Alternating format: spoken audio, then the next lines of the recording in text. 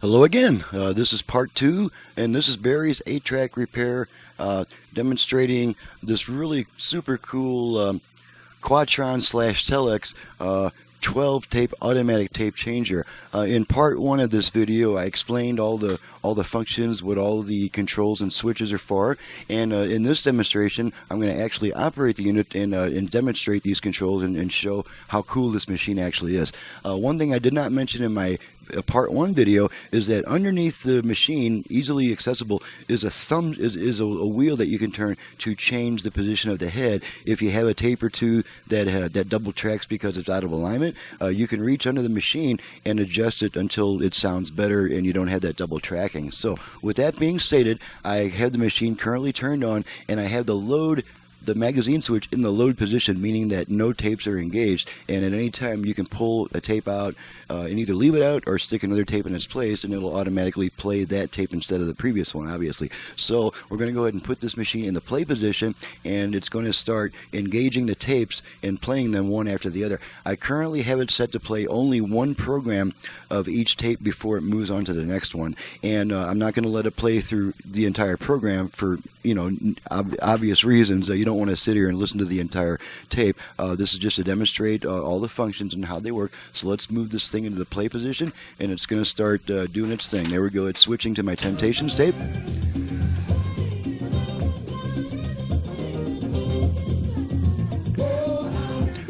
Okay, so now I'm going to start just pressing the track change button so that these tapes move faster through the carriage.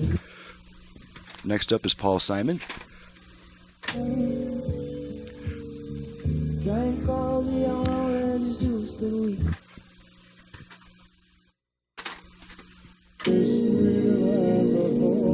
Here's the unmistakable, smooth, gentle voice of Dean Martin.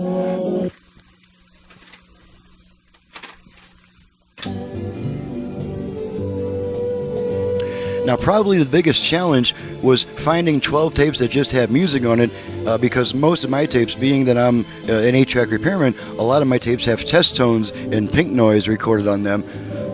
This next one is just an A440 test tone.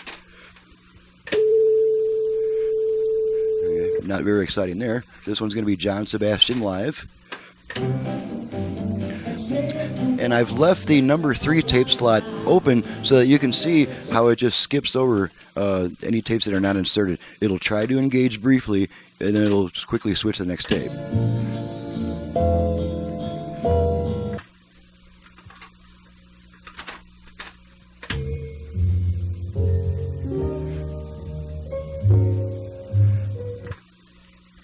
Next is another Martin Denny tape. Okay, next is what they call violet noise. It's just a static sound. That's for adjusting overall frequency response. Got some Partridge Family coming up next, who just happen to be one of my favorite bubblegum bands. Okay, now we're going to go back to the first tape, which is my Temptations tape.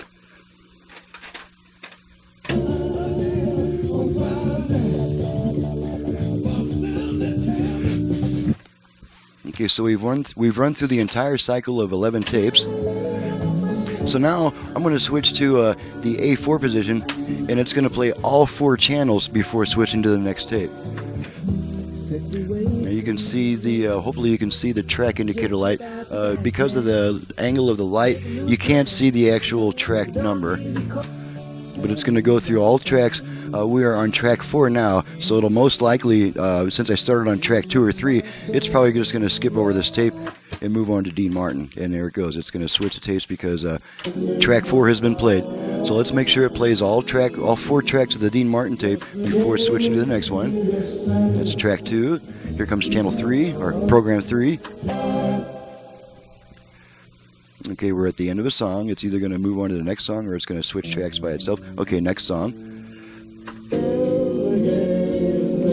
Okay, now I'm going to simulate the end of the tape by pressing the button while it's on track 4. It's going to move on to the next tape, which is Ronnie Aldridge, whoever he is.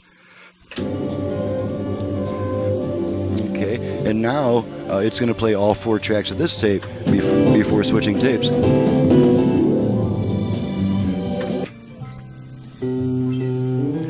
Okay, we're on channel 3, so one more press puts it on program 4, and one more press will complete program 4, allowing it to move on to the next tape.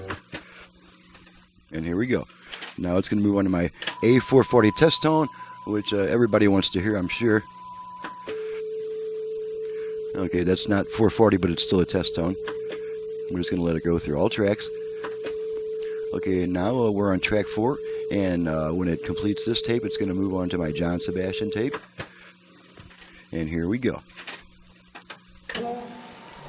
Okay, and now if my repair work is as good as I claim it is, I'm going to move straight to my Temptations tape, which is in the number 9 position. So we're going to switch this selector to number 9, and then we're going to put the switch on select, which should cause the machine to skip every tape until it reaches tape number 9, which it's doing. And it's really neat watching this thing operate. Almost as fun as it is to work on it. Okay, there's a Partridge Family.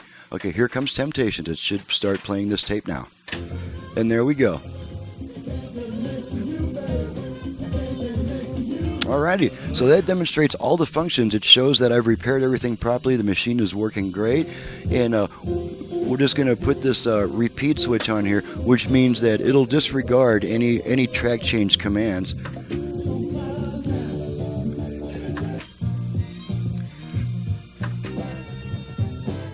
Okay, so this means that it'll still allow you to manually switch tracks, but it will not switch tracks from the tape automatic activation.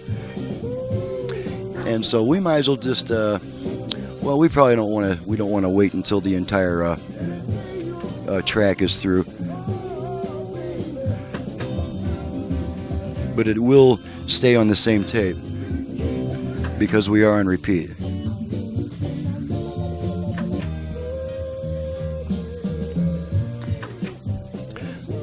That's one thing that I had forgotten when I started making this video, is that most machines that have a repeat function will still allow you to switch tracks manually. So it's just going to stay on this tape until we take it off for repeat.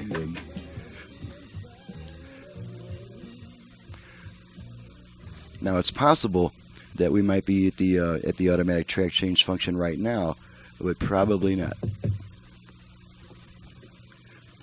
So with that being stated, let's go back to the switching after one program function. Okay, now we're going to switch, and it should move on to the next tape.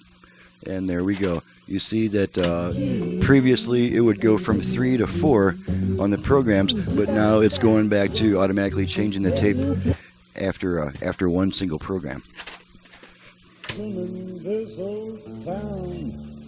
Okay, we're going to move on to Ronnie Aldrich, and then we're going to stop.